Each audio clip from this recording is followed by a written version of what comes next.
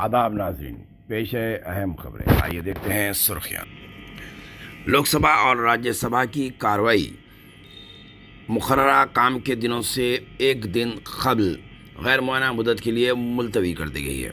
Lok Sabha speaker Om Birla ने लोकसभा की कार्रवाई को गैर मुअय्यना मुद्दत के लिए मुलतवी करते हुए कहा है कि बजट इजलास 2024-25 पर बहस हुई और 27 घंटे 19 मिनट तक बहस जारी रही। बजट इजलास के दौरान 6-9 सवालात के जवाब दिए गए।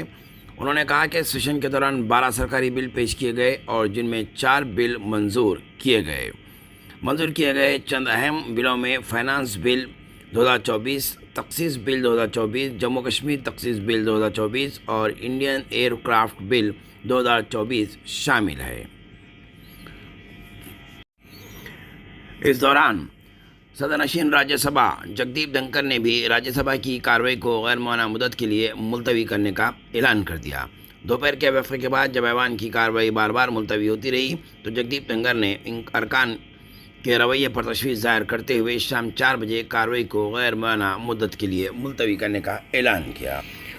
सुप्रीम कोर्ट ने आज मुंबई के एक कॉलेज में तालिब इल्मों के हिजाब, निकाब, टोपी या मजहबी अलामात के इस्तेमाल पर पाबंदी लगाने वाले एक हुक्मनामे पर रोक लगा दी है। जस्टिस संजीव खन्ना और जस्टिस संजय कुमार के बेंच ने कॉलेज के इस तरह के हुक्म जारी करने पर हैरत का इजहार किया और इसे जारी करने वाले अहदेदारों की सरजनिश करते हुए कई सवालात पूछे। बेंच ने कॉलेज इंतजामिया से ये भी पूछा कि उन्होंने आज़ादी के इतने सालों के बाद अचानक ये हुक्म जारी करने का फैसला क्यों किया। हैदराबाद में एक और बायोटेक्नोलॉजी कंपनी का सेंटर कायम होगा।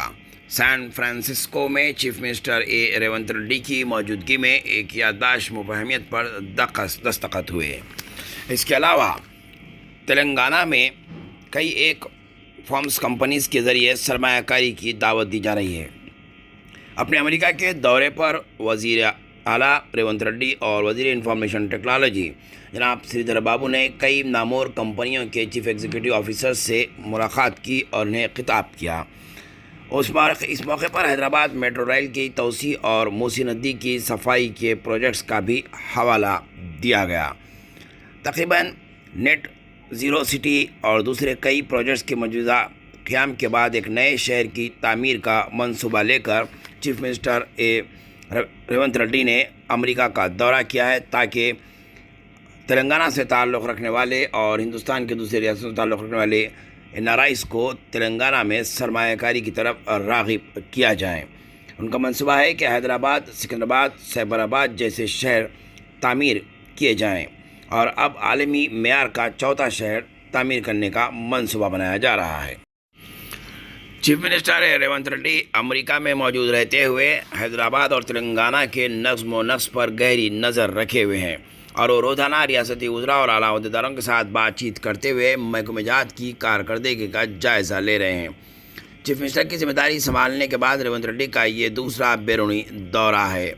अमेरिका और जनूबी कोरिया में सरमायाकारी के लिए सरदा कंपनियों के नुमाइंदों से मुलाकात करते हुए तेलंगाना में सरमायाकारी के इम्कानात का जायज़ा लेने के लिए आला सतह वफ़द के साथ वो दौरे पर हैं, लेकिन शहर और तमाम तेलंगाना के महकमेजात का जायज़ा ले रहे हैं और सोशल मीडिया पे जो मुखालिफ मुहिम चल रही है इस पर उन्होंने गहरी नज़र रखी हुई है। उम्मीद की जा रही है कि वापसी के बाद सियासी और नज़्म व नक्श की सतह पर बड़े अहम फैसले लिए जाएंगे।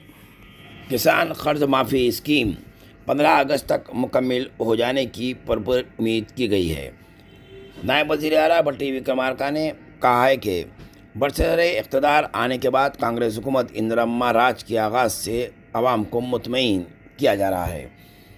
कांग्रेस बरसरे इक़्तिदार आने के बाद किसानों के 2 लाख रुपए तक के कर्ज माफ़ करने की जो वादा किया गया था उसे 15 जुलाई को जियो के ज़रिए जारी किया गया और 18 जुलाई को 1 लाख के कर्ज की माफ़ी की गई। अब 15 अगस्त तक मुकम्मल 2 लाख रुपए के कर्ज तक माफ़ी की स्कीम को मुकम्मल कर लिया जाएगा। इंदिरा राज में शफाफियत के साथ स्कीमात पर अमलावरी की जा रही है। भट्टी विक्रमार्का खम्मम में मुख्तलिफ तरक्याती प्रोग्रामों में हिस्सा लेने के बाद मीडिया से बात करते हुए इस बात का खुलासा